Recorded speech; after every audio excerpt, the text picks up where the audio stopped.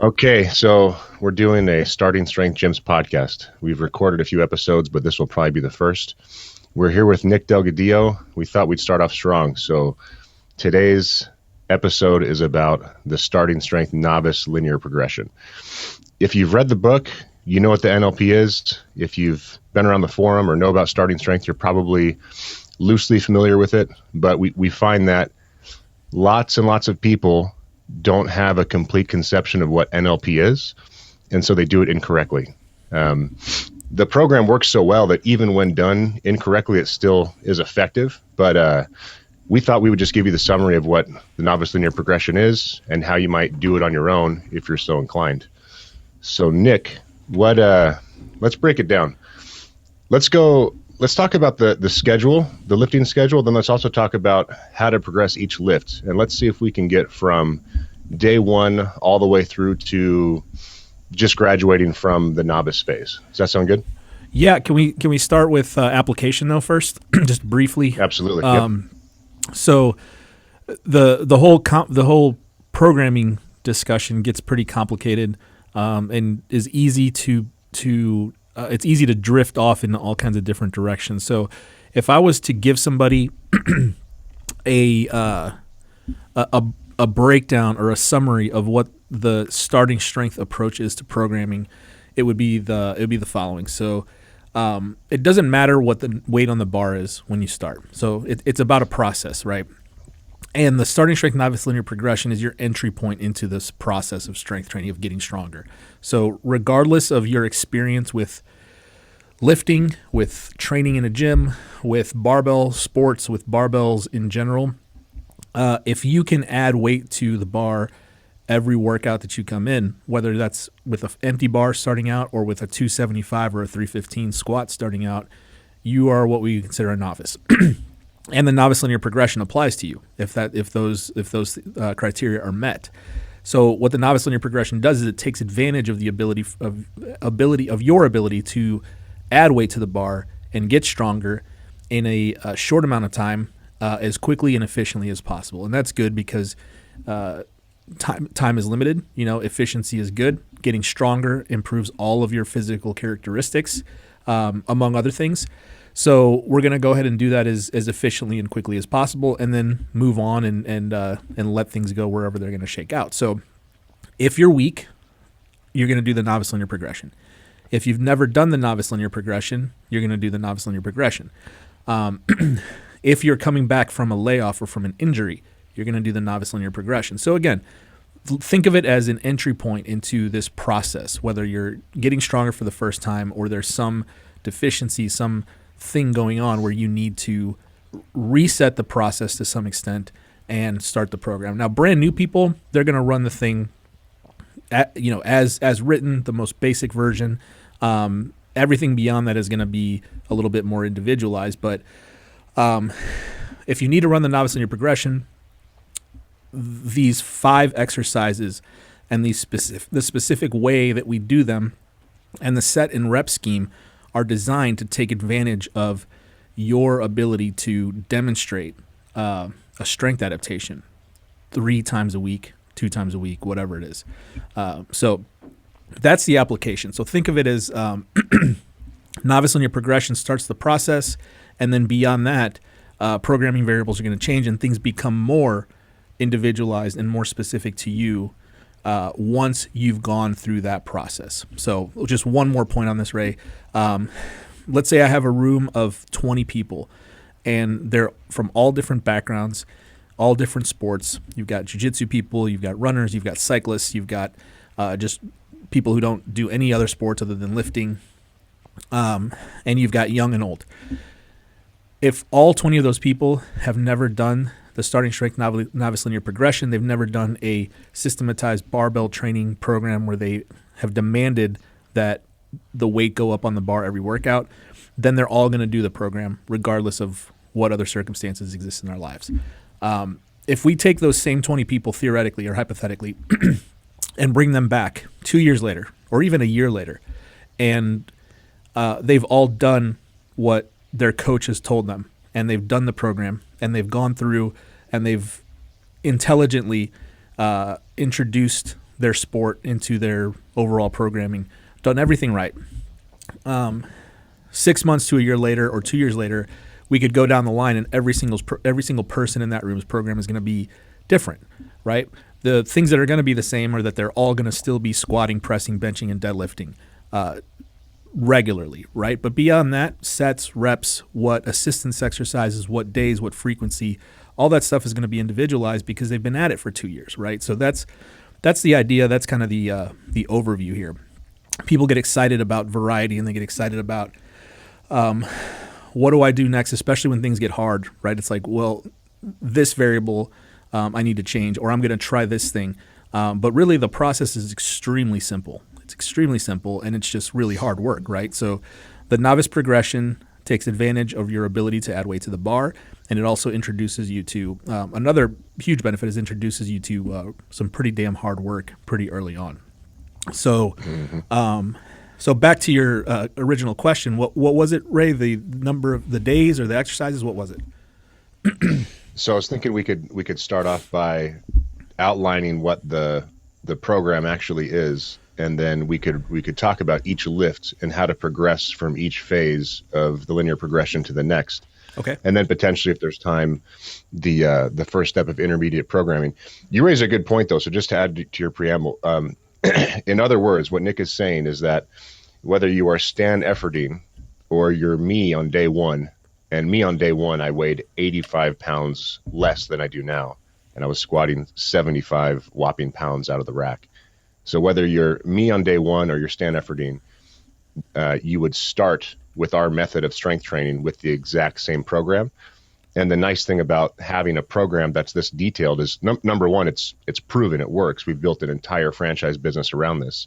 And number two, you can have confidence that it works, and so you can just follow the process exactly as it is written.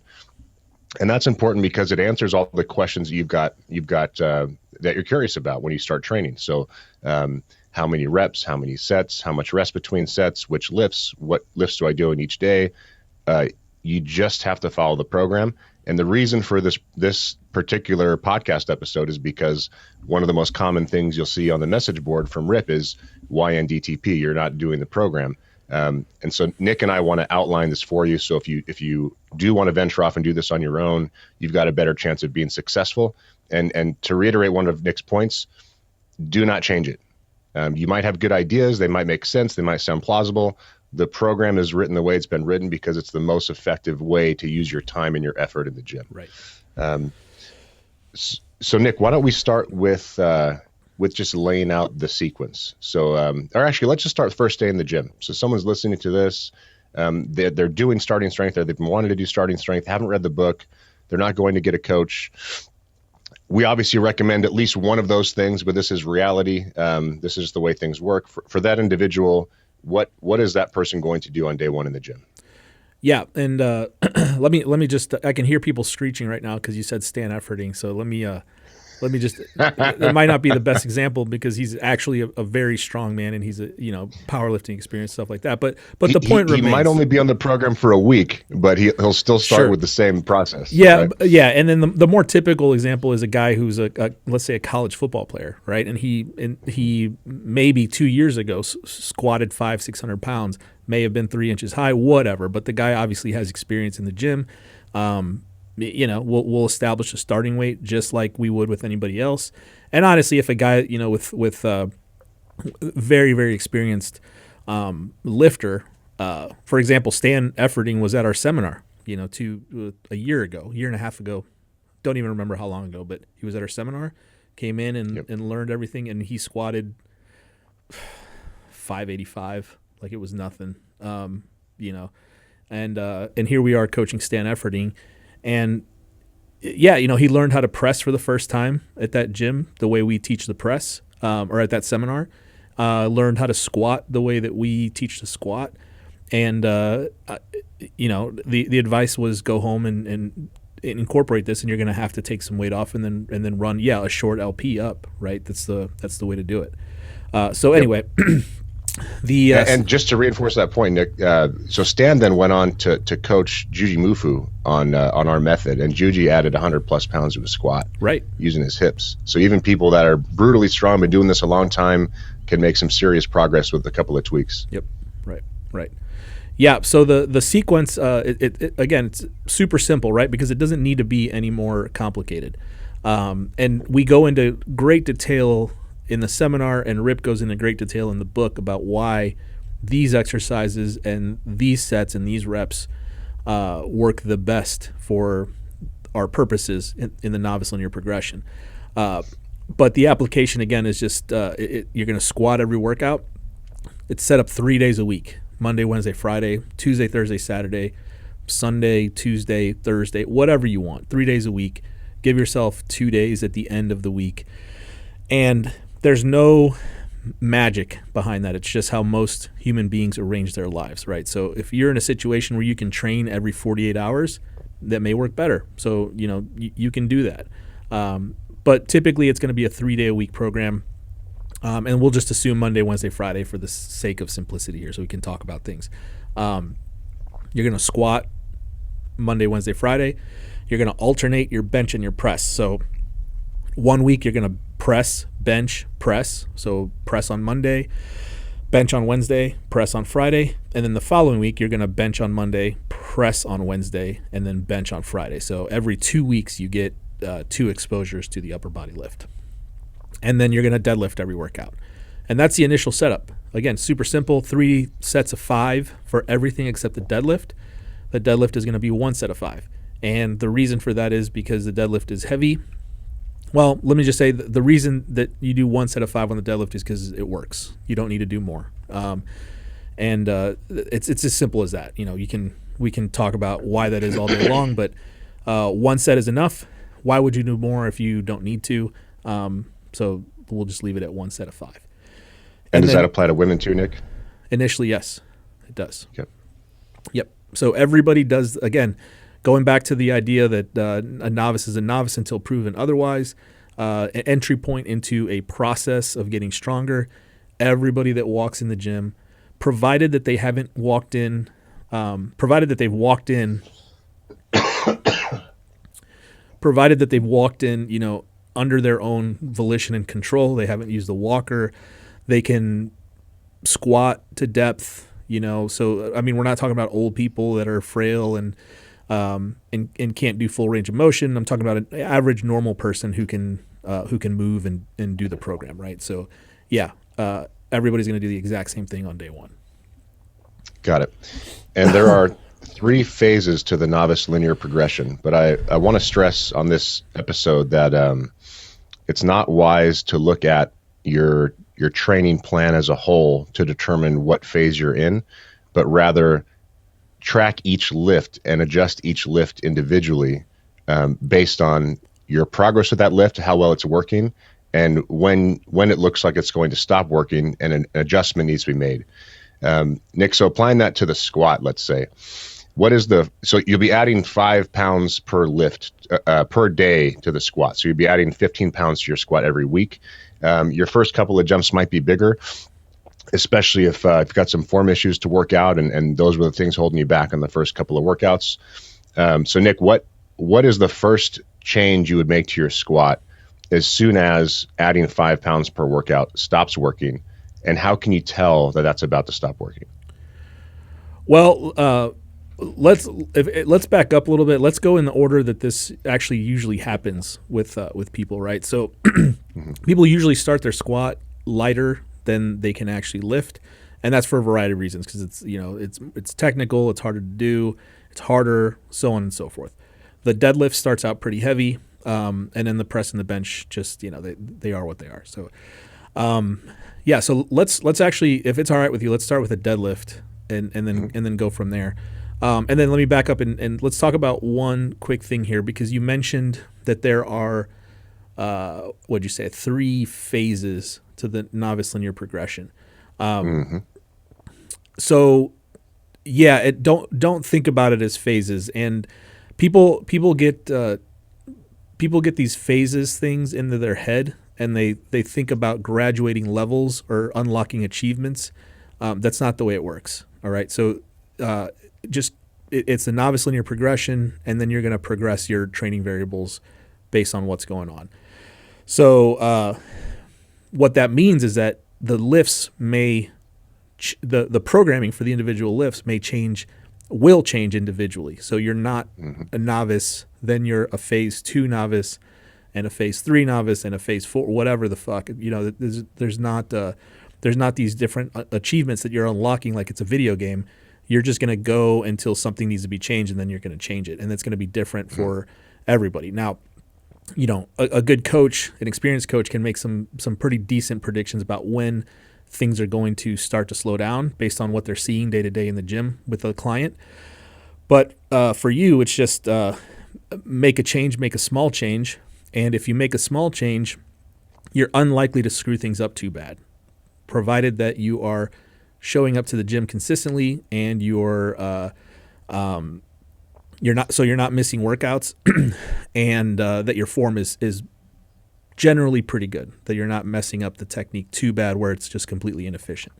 So if someone's running the program and they're moving along, adding 5 pounds to everything, usually the first thing that becomes a problem is the deadlift, and it's because it's heavy. And what actually tends to happen is that the deadlift will make it harder to recover by the next workout because you're squatting and deadlifting during the workout, right? So you've got both lower body lifts. They're both fairly heavy and stressful, and the lifter may start to feel beat up or whatever. So the deadlift starts off so heavy that it doesn't. This is one of those changes that it doesn't really matter because it's the deadlift is pretty far along, and backing off a little bit from the deadlift is not going to kill you. And what I mean by backing off isn't take weight off the bar. What I mean is just reduce the frequency. So we're deadlifting 3 days a week initially. And that's to, number one, learn the mechanics of the lift, get good at pulling bars off the floor, and also to run the weight up. But once the weight gets up pretty heavy, it might just be as subjective as like, shit, this is getting really hard. Let's start alternating the lift. That's fine. For the deadlift, I think that's perfectly fine. You can do that early.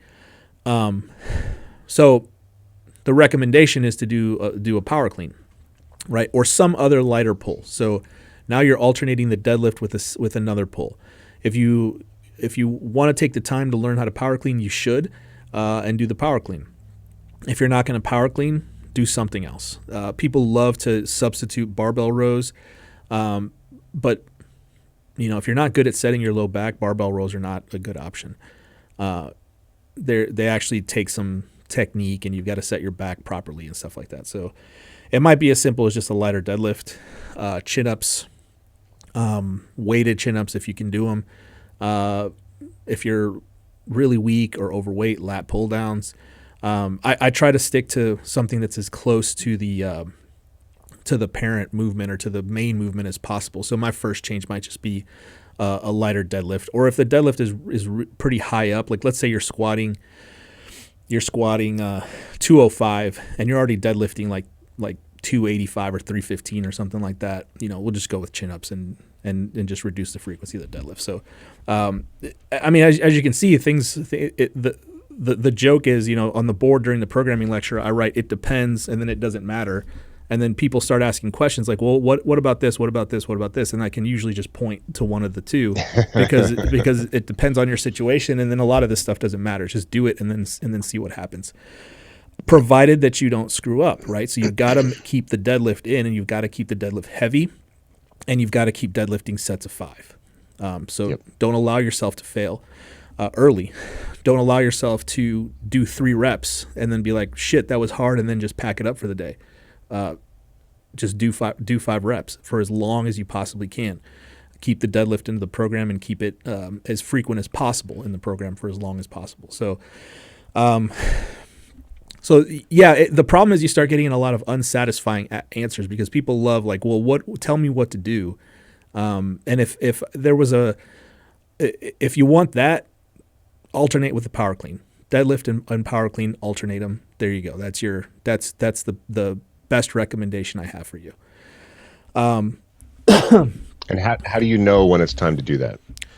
So let's say that we're talking about a 38-year-old guy, middle of the road in terms of athletic background, exercise background, day one, deadlifts 185 pounds. How long on average would a guy like that run his deadlift until it's time to alternate with the clean?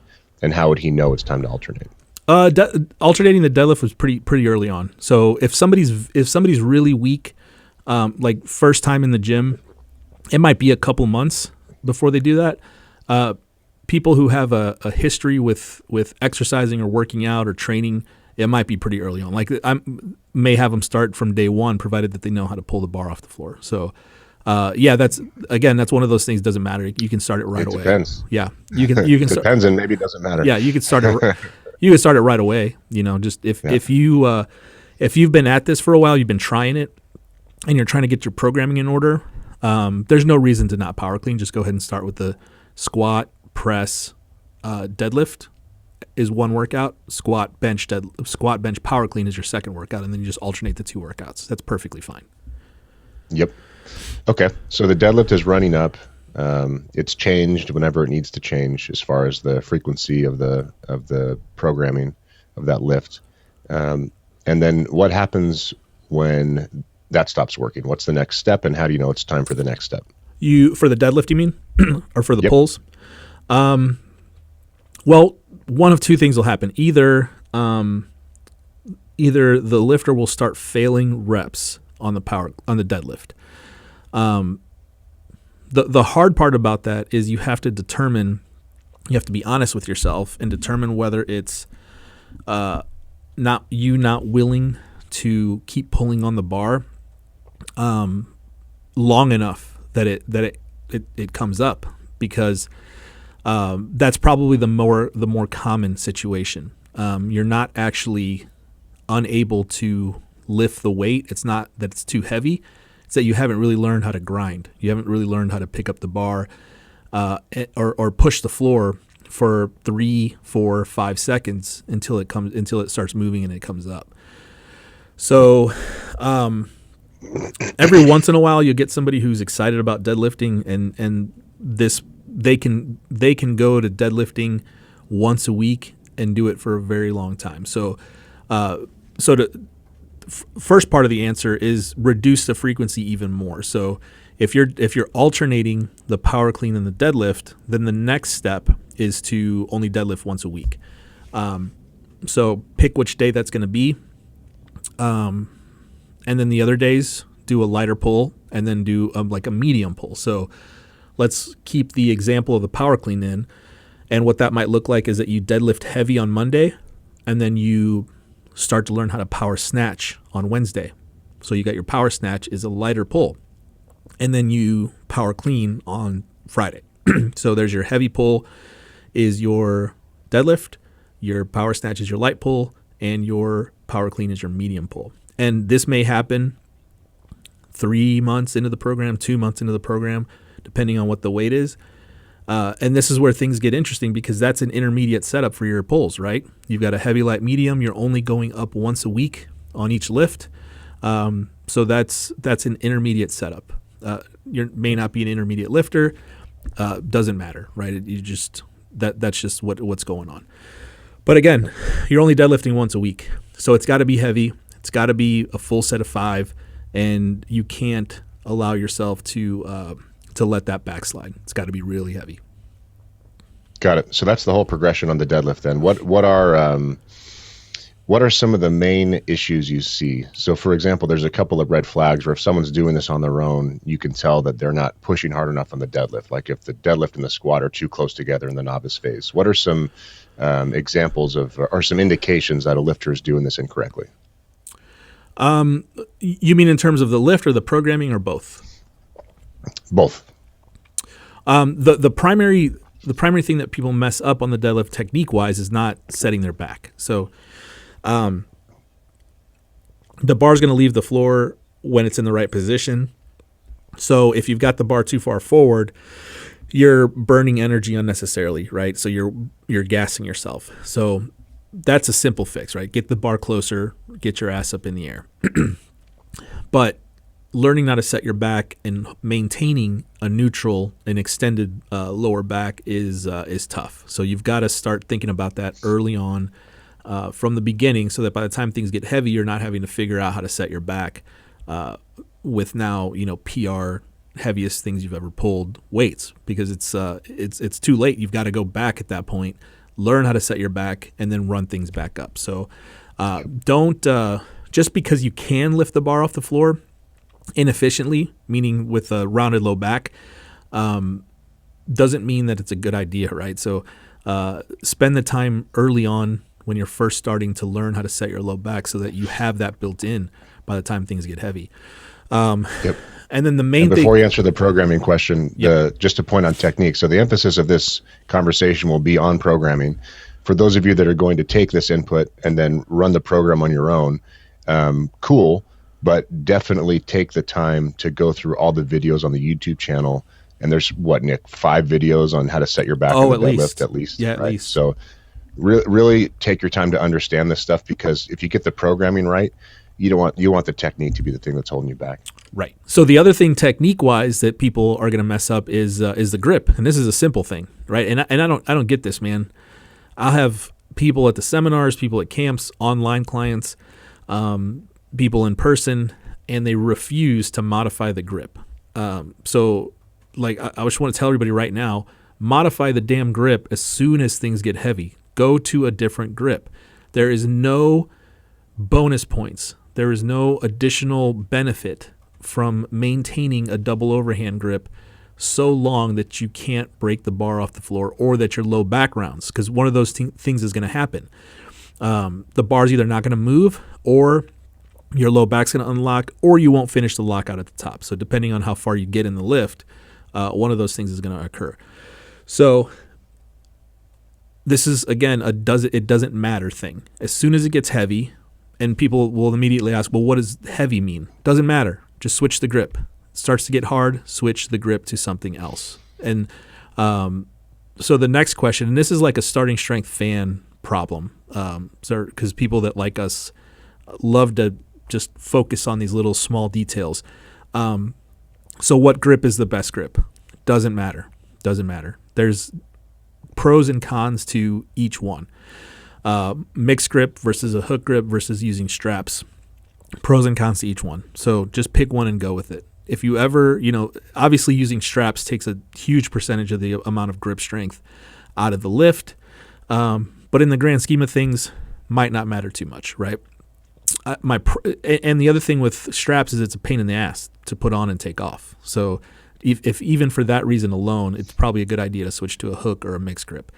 And just to add to that point, if you require all this equipment every time you go to the gym, it makes going to the gym more difficult, especially if you're traveling, and it increases your chances of missing a lift because of lack of equipment. Yep. Right. Yeah. So the grip is important. Make sure that you switch the grip when you need to, and make damn sure that you have chalk, because if you can't hold on to the bar, you can't lift it. So chalk, and then mixing the grip. If your gym doesn't allow chalk, sneak it in or get liquid chalk, whatever you got to do. But chalk is required. It's required to do this. You can't lift a weight in your hands without using chalk. It's not going to work. And if you want a complete list of things that are required to do the program, non-optional things, check out a video I made on the YouTube channel called "What You Need to Do Starting Strength." Right. Yep. So those are the big ones. Rounded low back. So learn how to keep your back straight. Keep your back flat early, mix the grip, alternate the grip, hook grip, whatever you need to do as soon as things get heavy, and then use chalk. So those are the big ones for the deadlift. There's some other more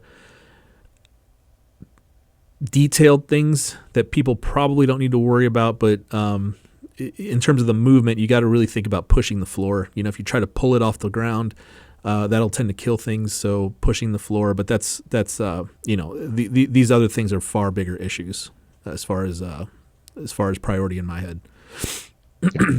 And then in terms of programming, the programming, did we talk about the programming yet? Haven't Nope. answered that. Okay.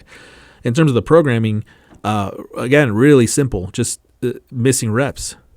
missing reps because it's the deadlift is at the end of the workout, and it's the thing that people are gonna set the bar up, warm up, pull a couple reps, and be like, maybe I'm only deadlifting once a week. I'll do it Wednesday instead of today, right?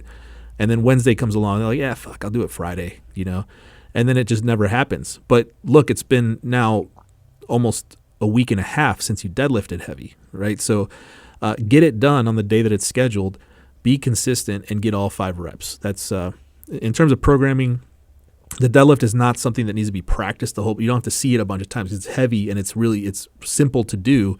It's stressful. So it doesn't require a lot of frequency, and since it doesn't require a lot of frequency, if you fuck it up and you don't actually do it, you're losing all of the benefit of the deadlift, right? So you got to get it done, you got to get it done consistently, and you've got to get all 5 reps. Got it. Which lift do you want to cover next? So the next thing that usually starts to go is the upper body stuff, press specifically, right? So and this may kind of be in tandem with the squat, but usually the press goes pretty early in terms of having to make some modifications to programming. And the thing about the press is that it goes from novice programming to pretty relatively complex very early on, right? So, and by the way, we're going to assume that all of the recovery factors are taken care of, right? So the first 3 questions, Rip's article, read that, make sure that all those things are in line, make sure that you're actually training consistently, make sure that your form is decent. So those 3 aspects or those 3 things are required before you can make intelligent decisions about programming. So you have to have your recovery factors under control. First 3 questions, you got to be eating, you got to be making sure your jumps are appropriate, so on. You got to be sleeping. Sleeping's probably the most important one out of those things. Number 2, you got to be training consistently. So if you've missed a bunch of workouts in the last 2 months, that's the first thing you need to fix before you worry about programming changes. Like you need to run another LP, back off, whatever. But you need to get back to where you're being consistent. So you can't make intelligent programming decisions without accounting for your recovery factors, consistency, and form. Now, in terms of form, you just got to make sure that things aren't wildly off, right? You can't be pulling the bar off the floor 3 inches forward because that results in less weight on the bar. You can't be lifting your chest on the squat. You can't be dropping your elbows on the press. These are all things that are going to prevent progress because they limit how much weight is on the bar. So the major problems in terms of form need to be fixed, and you can do that through form checks or visiting a coach periodically or online coaching or whatever. But consistency is probably out of these 3 things, consistency is the thing that people mess up the most. So, you're missing workouts. You're wondering why your program's not working. You blame Rip or you blame starting strength for your shitty progress, but turns out you really haven't been actually training. And by actually training, I mean doing 12 workouts a month, 3 workouts a week, and not missing any workouts. So with all that said, the next thing is the press. So we're going to assume that all those things are under control. Nick, one sec on that. Yeah. What you're basically saying with consistency, recovery factors, and form is that programming needs to be changed when programming is the thing that's holding back your progress. Exactly. But if you artificially plateau because you're messing other stuff up, and then you use programming to solve that problem, that's not the right solution for the problem. Right? Yeah, it's not going to work. It's not going to work. You're going to end up in like a maintenance loop, and you won't actually continue making progress, which may be okay with you, right? But if you're interested in actually continuing to make progress, the process has to continue, right? And if you interrupt the process by not recovering, by training inconsistently, or introducing so much inefficiency in terms of form that you're messing everything up, then you're not actually doing the process, right? So I want to kind of keep this idea of this process that needs to run, because it's useful for people to think about it this way, rather than like taking a snapshot of what's happening to me today and then trying to figure out solutions to what happened today or this week and ignoring, the last month, 2 months, 3 months of this process that you're supposed to be a part of, right? Does that make sense? Yep. And then one last point before we move on to the press is the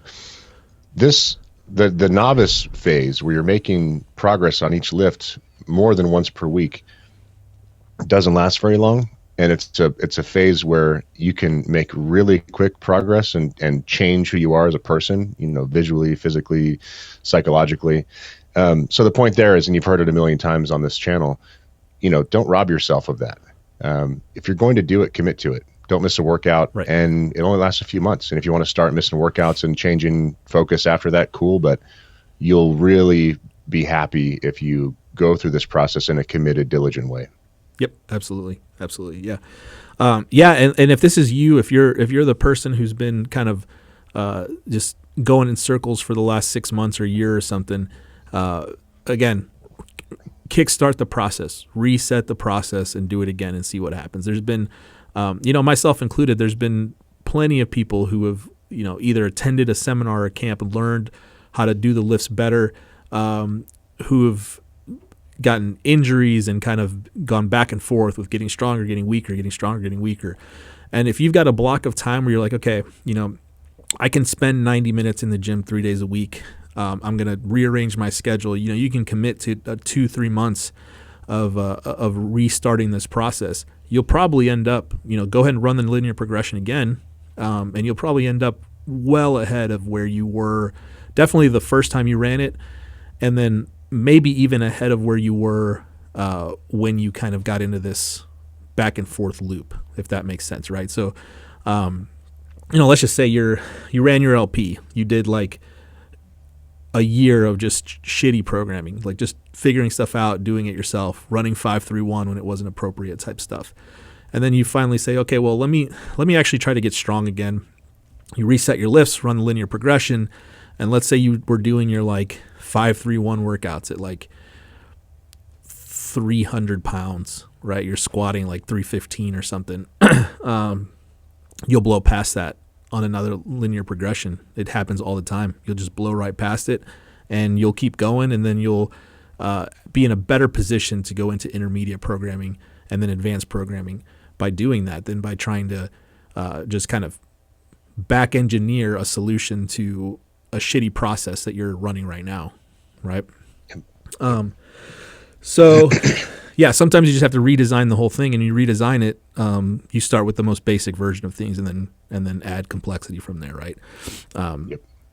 So with the press, it's going to be early, and this is why people struggle with press programming, because it's going to be, you start your press at 75 pounds on the first day, and you've got between 75 pounds and let's say 200 pounds, probably even less than that, right? So most guys don't ever press 200 pounds, even less press 225, and a very small minority ever press 250, and like 4 guys press 315, right? So there's a very quick drop off where most men are going to squat 315. A lot of men are going to squat 4. Less are going to squat 500, and then a few are going to squat 600, right? So there's like a big, huge disparity in the range between like the thing that very few people do and the thing that most people do between the squat and the deadlift and the press. And what I mean by that is, you start at 75, you don't have very much room. You don't have very much room. Things are going to get really hard for you at 135, baby, right? Which is, again, it's not very far. So that's only a month away or a month and a half away if you're doing the program correctly. So the idea with the upper body lifts is to add more stress. So in the deadlift, it's kind of an opposite approach, right? Because the deadlift is heavy, requires not a lot of practice and frequency. The press especially requires lots of exposure, lots of frequency, and it's not very heavy. It's not very stressful. So you've got to figure out a way to add stress when you're dealing with the press versus with the pulls. You're trying to figure out ways to reduce stress, right? Because progress is going to and reducing stress is probably not the right terminology to use. Reducing frequency because the stress is still going up because the weight's going up. But maybe stress for the week. Well, the point is that the press is not the press is not stressful enough by itself on its own, where the deadlift is. It's sufficient stress, right? Where the press is not going to be sufficiently stressful to continue driving adaptation on its own. And that's the more accurate way to say this. So what you'll need to do is press more often, right? So think about it. Right now you're pressing 3 times every 2 weeks. So the simplest solution is to add another press day. So now you're pressing 2 times every week. So 4 times every 2 weeks. So you've increased frequency, you've increased exposure, you've increased stress. So step 1 is to add another pressing day. Probably not. Actually, let's back up. Step 1 is going to be to get all your reps in. So you've got 3 sets of 5 initially. And the first thing that people mess up is they'll start failing and then they'll move on, right? So you'll get like set number, well, let's say you're at 135. Set number 1, you do a set of 5. Set number 2, maybe you get a set of 5. Then set number 3 comes along and you get 3. And then you're like, well, shit, failed. I'm going to try it again next time. Then Friday comes along and you go to press, you set up 135. And then what happens, you get a set of 4, a set of 2, a set of 2. And you're like, damn, this isn't working. So then Monday comes along and you're like, okay, I'm going to press again next Wednesday. So Monday you're benching. And then you go, I'm going to try it again, 135. And then what happens is you get single, right? Something like that. And it's just like this steep drop in performance. So when you have a steep drop in performance like that, what that means is that you're under stressed. You've de-stressed yourself. So your performance has gone backwards, right? So you want to avoid that. So the easiest way to avoid that is you've got 3 sets of 5, 15 reps, get all 15 reps in. So you get 135 on the bar, you do a set of 5, you do a set of 4, you do a set of 4, you've got 2 reps to make them up. Singles, doubles, whatever, just get them all done in as few sets as possible. Then maybe you just keep that going. You go up to 140, 137, next workout. So you do a 2-pound jump or even a 1-pound jump. And then next workout, you say, okay, I got to do 15 reps. Just get them done in as few sets as possible. You might get 3 sets of 5. You might get a set of 4, a set of 3, a set of 3, and then a set of 3, and then a single or something like that, right? But just get them all done. So that's the first change. So that's an important point about the weight jumps too, Nick, which is on the deadlift, you're not doing anything less than a 5-pound jump in most cases. And in most cases, yeah. You're moving to a 2.5-pound jump within a couple of weeks for most people. Early, yeah, maybe not within a couple of weeks, but yeah, pretty early on, 2-pound jumps, 1-pound jump. And the only determining factor on how small of a jump I will do with somebody is the equipment that they're using. So if they're at a typical commercial gym, there's all kinds of weights everywhere. The smallest jump I'll usually have people do is like a 2-pound jump, maybe a 1-pound jump for women.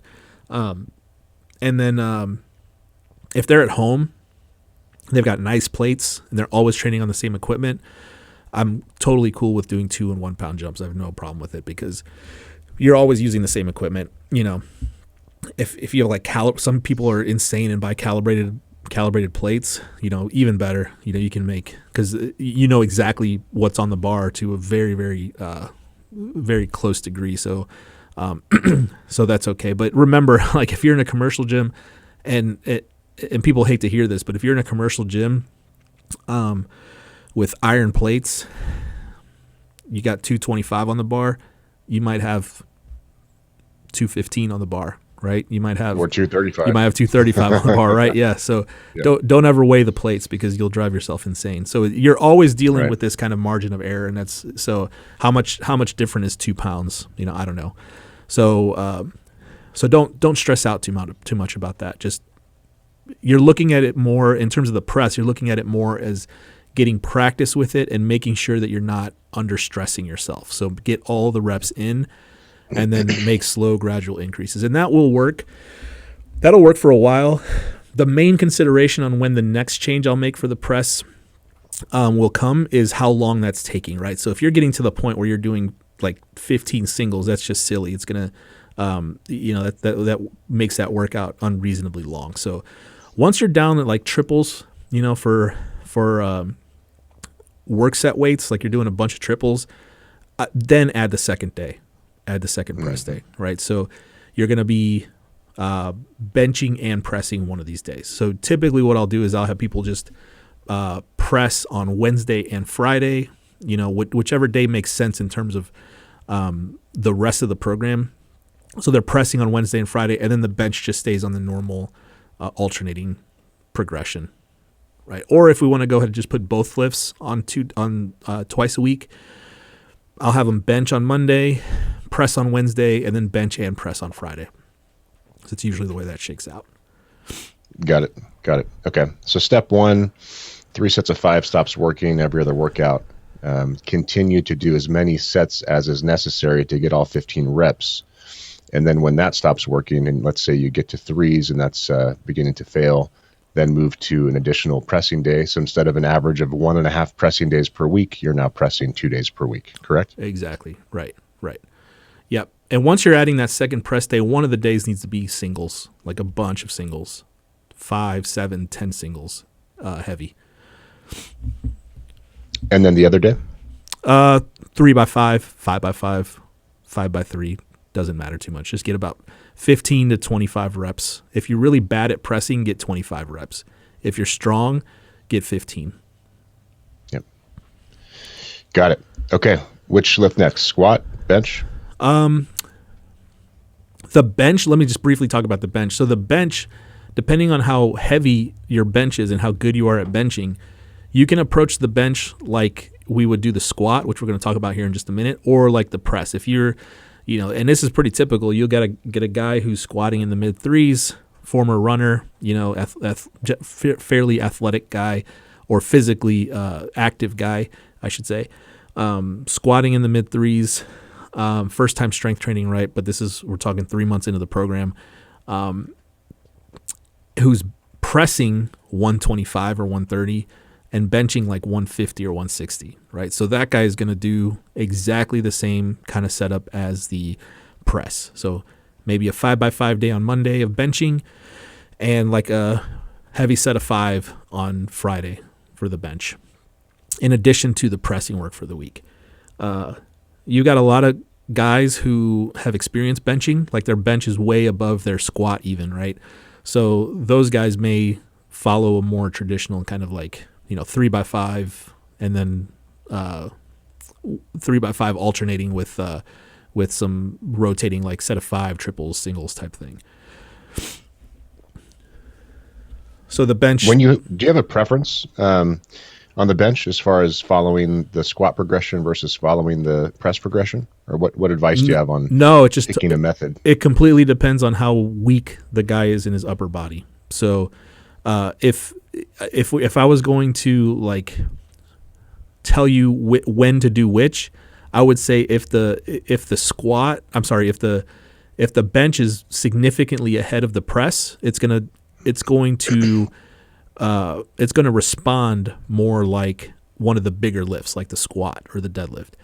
If the press is really close to the bench, or the bench is really close to the press, and I'm talking within 20 to 50 pounds, then it's going to respond more like the press. So it depends, in other words. Right. Got it. But you can draw. Anything else on you the can bench? kind of draw a little bit more clear line, and you know what I'm talking about. You've got guys who are like kind of pear shaped, right? They're relatively weak upper body, stronger legs. Those guys are going to need to approach their bench like the press, like they're going to have to see it often, right? And then you've got the guys who've been gym bros their whole life, like wearing pants to the gym because they don't want people to see their legs, but they can bench a ton of weight relatively. Then they're not going to need a whole bunch of exposure to the bench press. And the former applies to women as well. Absolutely. Yeah, absolutely. Almost always for women. So with that in mind, let's talk about the squat. Squatting 3 times a week, adding 5 pounds of workout, 60 plus pounds added to your squat every week, assuming you're recovering in a way that facilitates that. What are the signs that is beginning to not work? And then what is the first move that you make? So the squat's think of it as the main driver of this program, right? So you're going to squat every workout. It's going to be the primary, it's going to be the thing that it's like the base of the pyramid, right? It's the thing that keeps the whole program moving along. So it's extremely important for a variety of reasons. So your programming with the squat should be the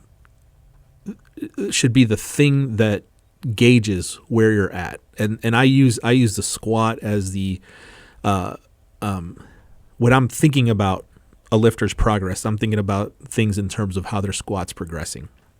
So if I were to categorize a lifter, I guess is the way to say it. If I'm categorizing novice versus intermediate versus advanced, I'm probably weighting that categorization towards what their squat is doing.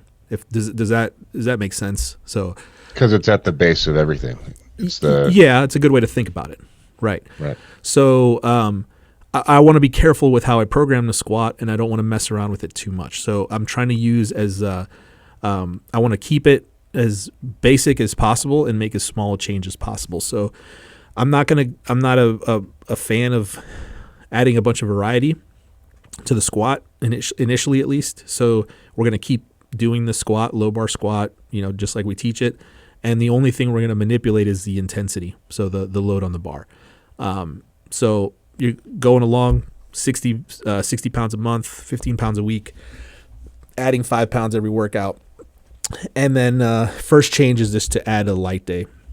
So rather than going up every workout midweek, so on Wednesday, take a light day. So 3 sets of 5 at a reduced weight. So typically I'll start at 80% just to set it up that way. So 80% of Monday. So 80% of the new PR that was set on Monday. 80% for men and women? Yeah, typically. Maybe a little bit higher for women. It doesn't matter too much, right? Because it's a light day. I'm not considering it a very stressful event. And what I will do is if they're already deadlifting heavy just once a week, I'll move the deadlift to that light squat day. So start to prioritize a lift, right? So prioritizing squat on Monday and Friday, and then prioritizing the deadlift or whatever heavy pull on Wednesday. So then if there is any kind of room where that lighter squat day is potentially going to be too much of a reduction in stress, I see is like moving the deadlift to that day will take that up, right? It'll just take up the slack there. So whether or not that's happening, I don't know. Doesn't matter. Don't care. Just it at least lets the lifter be fresher for the deadlift because they're squatting physically and psychologically. Exactly, that's exactly right. So there's a lot of brutally hard deadlift. Right, a lot of benefits. May as well do it on a light squat day. Exactly, lots of benefits to doing it that way. So yeah, that'll give you some weeks of progress, 4 weeks, 8 weeks, potentially quite a bit because you're mentally fresher for Friday. And you're physically, you're actually a little bit fresher going into that second workout of the week. So this is where we're getting into now. Like, there's no official way to do this, right? So we're getting beyond the novice linear progression. There's no prescription for this is how you finish a novice linear progression. It's going to depend, right? My preference is to do it as gradually as possible and to change as few things as possible. So the next change that I'll make, and people will talk about this as being advanced novice or will assign some kind of phase to this, but the next change I'll make is to only go up on one set. So first set or last set, doesn't matter. Just pick one set to go up on, and then the other two are going to be lighter. So just to keep things simple, let's say we're at 300 pounds for the squat, 300 pounds for the first set of 5, and then 270 for the other 2 sets. So you've got 3 sets of 5, 2 of them are at 90% of the first set. And then light day is 240, right? That's around 80% of 300, 240 for 3 sets of 5. And then you come in on Friday and you do 305 for the top set. And then you do 2 sets at 275. Right? And then that's your setup now. So you don't recalculate percentages, you just run with it and then add 5 pounds. And doing that top set and back offs will, again, get you a bunch of progress. More so than if you stopped there, reset 10%, and then ran a new LP, right? Run it again, right? Which is typically how people do it. for younger guys, 17 to 25-year-old guys, that's exactly what I'll do. We'll just, we'll keep going until we slam into a wall. I'll say, hey, go home and eat and sleep, and then we're gonna go again, right? And just brute force the thing. For most grown-ups and most clients, this approach works better. It's just gradual, never fail. Don't fail unless you're at a meet. Keep the weight going up on the bar. Keep you as fresh as possible. You're not ever going to be like 100% fresh. This is a hard program, and it's designed to be hard, and hard things are the only things that actually work to transform you, right? So you can't get away from that part of it, but at least doing it this way keeps you from ever having to stop and back up and then try again. You just keep slowly and steadily and gradually moving the bar up, or moving the performance bar up, right? And that's what I'm interested in doing. So top set and back offs. If you look at practical programming at the end of the Novice chapter, I think it's actually called Advanced Novice or transitioning out of Novice or something like that. There's a few different ideas on how to do this. Some guys go to triples. You can do all kinds of different ways, but keeping sets of 5, going to back off sets is the simplest, and works really, really well, because then it gives you like a framework for what do I do next? Because if you've been doing sets of 5 for the last 4 to 6 months, it's fairly easy to think about, okay, well, what do I do next? I haven't messed around with triples yet. So once you're in the like intermediate, you're only going up once a week. You can potentially just add kind of a new stress, with triples and singles, and kickstart things and keep things moving. And I just wanted to confirm, you mentioned when switching to drop sets that you only go up on the top set, whether that's the first or the last, doesn't matter. But I just wanted to clarify that when it is time to switch to drop sets, you're immediately doing 90% for the other 2 sets, correct? Yeah, but in other words, you're not just adding weight to the bar for that one set and then having like a 5-pound difference between the top set and the drop sets, and then only ramping up your top set. You're dropping 90%, and then workout to workout, you're adding 5 pounds to both. Exactly right. Yeah, that's exactly right. Yeah, and you look, you could do it the other way. Hard. It'd be hard. Like, you're not, the difference between 305 versus 300 is not that big, right? So if that works, keep doing it. You can do ascending sets.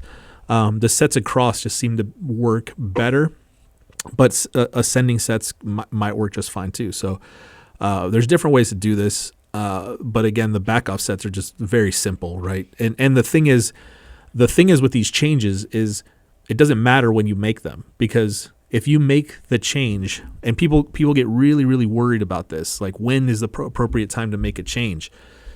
Look, if you're adding 5 pounds to the bar every workout, and then now you're only adding 5 pounds on Monday and Friday, you have slowed your progress by 5 pounds a week, right? How much does that matter in a lifetime of training? It doesn't, especially if it allows you to continue enjoying training to some extent. It allows you to come in the next workout on Friday fresher to actually hit that PR, and also allows you to start learning how to gradually manipulate variables to progress your programming long term, right? So if you wait until you fail a rep, things happen when you fail a rep that are difficult to come back from, mentally, physically, recovery wise. There's a lot of potential. There's a lot of questions in my mind for a client or a lifter that I'm working with. Like when they have to set the bar on the pins, after that, I don't know what's going to happen. Like, I don't know how hard it's going to be to get them to learn to keep grinding through reps, because every time they start pushing through a rep and it gets hard, there's a little thing in their brain that says, well, shit, man, I could just put it on the pins. Nothing bad's going to happen. Right. So I want to, or I can't do this. Or I can't do this. Yeah. So I want to avoid that situation for as long as possible. There's a lot of kind of like psychology involved in this, and I want to avoid a fail for as long as possible. I try to tell people that I'm working with, like, you should not fail a rep in training. Fail a rep at the meet. If you want to fail a rep. Does that apply to the press too, Nick? No, it applies to the squat and the deadlift. Squat, yeah. Squat and the deadlift. Yeah, you're gonna fail press reps because you're gonna fuck it up. But But there's no like think about being under the bar and grinding through a heavy rep and then failing it versus pushing on a press and it just coming back down. What in terms of like subjective risk inside your brain, what does those two events feel like? Right? The press especially is like, when you try to press rep again and it goes up because it was closer to your forehead. Exactly right. Yeah. Exactly. Where great point, right? If you push the bar forward on a press and a coach identifies it and says, all right, aim for your nose, and then the thing flies up, you immediately get a feedback thing that says, hey, that was a technique deal, not a big deal. When you fail a squat rep, it's not likely that you're going to be able to get that rep again. Like if you rack the bar, take a couple minutes, and then try it again, it's probably not going to go up. And then when you come in the next day, there's a thing in your head that says, shit, man, this is the weight. This is where I'm gonna be stuck. There's a psychological deal with there now, right? All right. So on the squat, you're making progress 3 times a week. You then switch to making progress twice a week when you had a light day. You then continue to make progress twice a week, and you facilitate that by implementing drop sets. And then what is the next move when you're going up twice a week with drop sets and that stops working? Just once a week now. Pick whether it's going to be on Monday or Friday, and you only go up on the one set.